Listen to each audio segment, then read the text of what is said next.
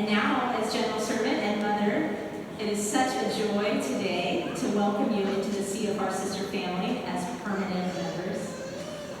Thank you for your courage to say yes to God and give Him everything.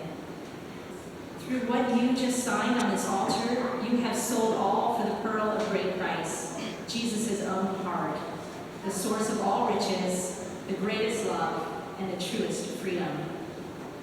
There's nothing like being totally God's.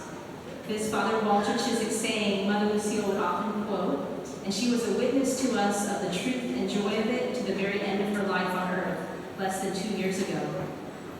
As she said with a radiant smile just days before she died, the best is yet to come.